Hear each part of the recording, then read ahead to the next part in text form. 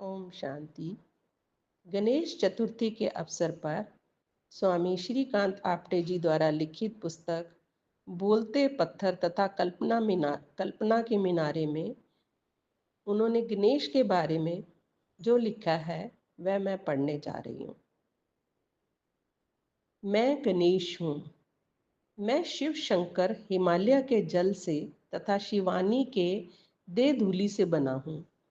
हिमालय के चरणों में रहती पर्वत कन्या पार्वती पर जब वर्षा धारा बरसी तब उमा के अंग पर लगी मिट्टी नीचे की घाटी में बहकर आ गई।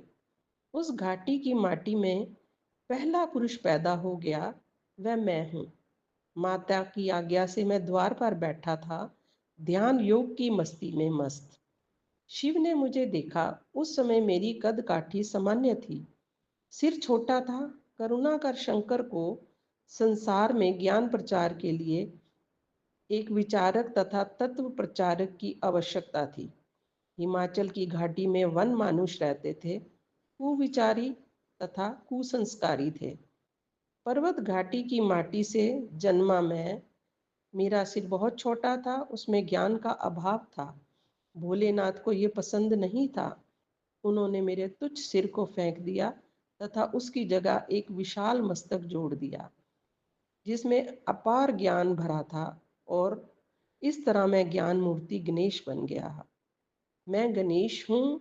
मेरा मस्तक विशाल बुद्धि का प्रतीक है। मैं शिव पार्वती के संभोग से नहीं किंतु उमा महेश के सहयोग से पैदा हुआ हूँ। उमा योगिनी है, भोगनी नहीं। शंकर योगी हैं, भोगी नहीं। मैं योग योगिनी का धर्म पुत्र हूँ। कैलाशवासी शंभु और हिमाचलवासी गौरी का मानस पुत्र हूँ। उमा महेश्वर के पवित्र प्रेम की मैं अद्भुत संतान हूँ। जब मेरा तुच्छ मस्तक उड़ गया और उच्च मस्तक मैं अपूर्व ज्ञान का अलौकिक ज्ञान का उदय हुआ, धर्म पिता धर्म माता के आशीर्वाद से मैं तप साधना करने व्यास नदी के उद्गम स्थान पर आ गया। वहाँ पर शिव भवानी के अलौकिक रूप गुणों को ध्यान करता था। मेरी विशाल बुद्धि ने अपार मंत्रों को जन्म दिया जो संसार में वेद मंत्रों के नाम से प्रसिद्ध हैं। उन मंत्रों में मानव मात्र को दिव्य दृष्टि दी। जब मैं घाटी में आकर व्यास नदी के किनारे बैठकर अज्ञानी लोगों को रहस्यमय वेदों का उपदेश देने लगा, तब लोगों ने मुझे एक पदवी दी। यहाँ के लोग मुझे भगवान वेद व्यास कहने लगे।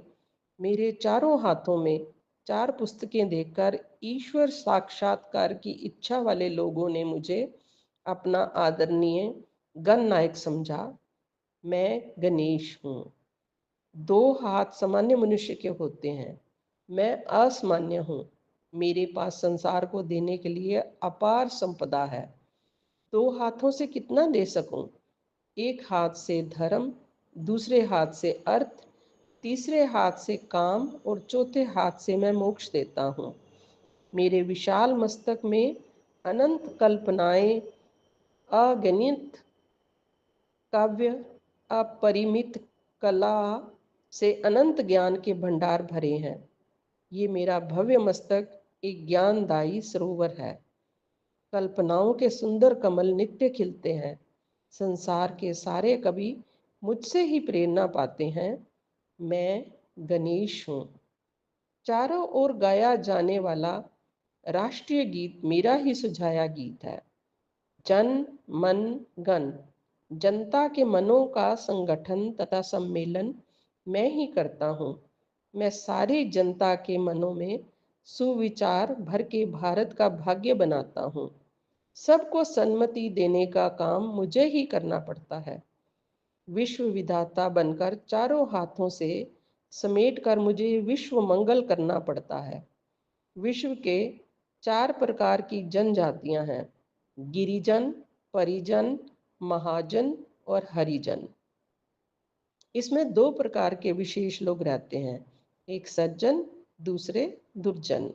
मेरा काम बड़ा ही कठिन है। इन चारों जातियों से सज्जन तथा दुर्जन चुनना जैसे चावल में से कंकड़ चुनना है। मेरी छोटी किंतु शक्तिशाली आंखें ये काम करती हैं। अब सुनो, गिरिजन वह जो पर्वत पर रहते हैं, परिजन मैदानी इलाकों में रहते हैं, महाजन जो शहरों में रहते हैं, हरिजन जो समुद्र किनारे रहते हैं। समुद्र का दूसरा नाम हरि है, पर्वत का दूसरा नाम हर है। हर हर महादेव, ये तो आपने सुना ही है। ये महादेव ही मेरे धर्म पिता हैं तथा उनके मस्तक से निकली गंगा मैया ही मेरे मस्तक की ज्ञान गंगा है। इस गंगा की जलधारा जब मेरे मानव मस्तक पर गिरी तब मुझे देवत्व का मस्तक प्राप्त हुआ। मैं मनेश मिटकर ही गणेश बना हूँ। जन मन गण अधिनायक हूँ तथा पूरे विश्व का भाग्य विधाता हूँ। भारत के लोग मुझे मानते तो हैं मगर जानते नहीं। भारत के अलावा दूसरे लोग मुझे मानते भी नहीं। मुझे ना मानने वाले ज़्यादा हैं, मुझे मानने वाले कोई कम नहीं है, लेकिन मुझे जानने वाले बहुत विरले ही हैं। यहाँ तक कि गीता में श्री कृष्ण भी मुझे भूल गए। नदियों में मैं गंगा हूँ, वृक्षों में अश्वत्थ हूँ और नागों में वासुकी मैं हूँ इत्यादि कह दिया, लेकिन देवों में गणेश मैं हूँ ये कहना भूल गए। लेकिन मजे की बात यह है कि अक्षरों में ओम मैं ही हूँ कहकर मेरे नाम को तो नहीं लेकिन मेरे रूप को उन्होंने स्वीकार किया है। कृष्ण जी आपका धन्यवाद। ओम गणेश का ही संकेतिक संक्षिप्त स्वरूप है। मैं सगुण मस्तक में निर्गुण निराकार ज्ञान मैं सगुण मस्तक में निर्गुण निराकार ज्ञान, सगुण हाथों में निर्गुण कर्म, मेरी सूंड से निर्गुण निराकार सुगंध, मैं हिमालय के चरणों से निकली एक मूर्ति में कविता हूँ। मुझे पढ़ने समझने के लिए दोनों आंखों के बीच में जो तीसरा नेत्र का लोचन है, जो ज्ञान का लोचन है, वह खोलने की जरूरत है। जब मेरा चूहा दोनों आंखों के बीच में कुतर कर छेद करेगा, तभी तीसरी आंख खुलेगी और समझोगे कि मैं गणेश हूँ। शेष कल।